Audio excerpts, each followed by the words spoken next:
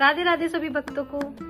तो चलिए आज मैं आपको कृष्ण जी की एक बहुत ही अद्भुत लीला की कहानी बताती हूँ। एक समय की बात है कि कृष्ण जी और राधा जी अपनी सारी सखियों के साथ वृंदावन में रास रचाने गए। जब वो वहाँ रास रचाने गए तो वहाँ का जो दृश्य था इतना अद्भुत था। शाम हो रखी थी, चारों तरफ इतनी प्यारी लताएं पताएं थी, बहुत ही मनमोहक दृश्य था। उस दृश्य को देखते हुए वहाँ पे कामदेव जी प्रकट होते हैं। कामदेव जी जब प्रकट होते हैं तो वो कृष्ण जी को प्रणाम करते हुए बोलते हैं कि हे भगवान, मुझे अपनी तीर को आपसे प्रभावित करना पड़ेगा। तो कृष्ण जी कहते हैं कि तुम ऐसे कैसे कर सकते हो, क्योंकि मैं तो भगवान हूँ और मैं तो ये नहीं करने दूंगा। कामदेव जी कहते हैं कि भगवान, आपका ही आदेश है कि जिस समय एक स्त्री और पुरुष आमने सामने हो और उस समय जो दृश्य अद्भुत रहे और शाम का दृश्य रहे, मनमोहक दृश्य रहे, उस समय मैं अपना असर प्रभावित दिखाऊं। तो कृष्ण जी सोच में पड़ जाते हैं कि ये तो मेरा ही दिया हुआ आदेश है, अब इसको मैं कैसे कर सकता हूँ।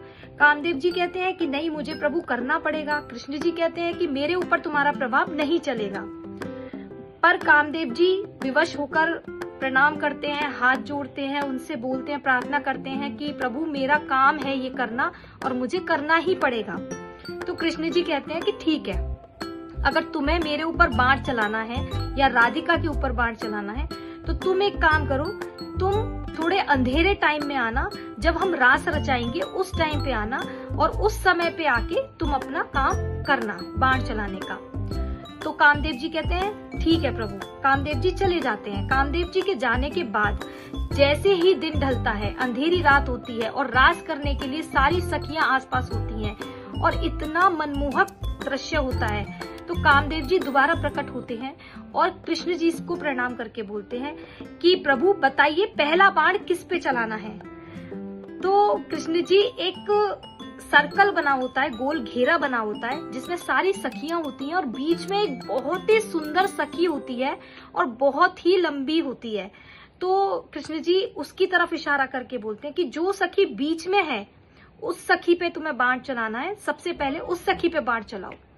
तो कामदेव जी उनकी आज्ञा का पालन करते हुए जैसे ही आगे बढ़ते हैं और उस सखी को पूरी तरह से देखने के लिए अपने बाण को उठाते हैं तो वो क्या देखते हैं कि वो सखी के रूप में भगवान साक्षात श्री महादेव जी थे, शिव भगवान थे। शिव भगवान ने एक सखी का रूप धारण कर रखा था और वह सारी सखियों के बीच के घेरे में नृत्य कर रहे थे, रास कर रहे थे। तो जैसे ही कामदेव जी भगवान शिव को देखते हैं वो डर जाते हैं, क्योंकि भगवान शिव के क्रोध से हर कोई वाकिफ है, सब जानते हैं कि भगवान शिव का क्रोध कैसा है। और एक बार भगवान शिव के क्रोध से कामदेव जी को एक दंड भुगतना पड़ गया था, जिसकी वजह से कामदेव जी की सारी शक्तियां समाप्त हो गई थी। वह नहीं चाहते थे कि दोबारा उनको इसी तरीके का दंड भुगतना पड़े। तो उन्होंने शिव जी को देखा और वह डर गए और डर के कांपते हुए वो वहां से भाग खड़े हुए। तो यही हमारी लीला है, हमारे ठाकुर जी की लीलाएं हैं।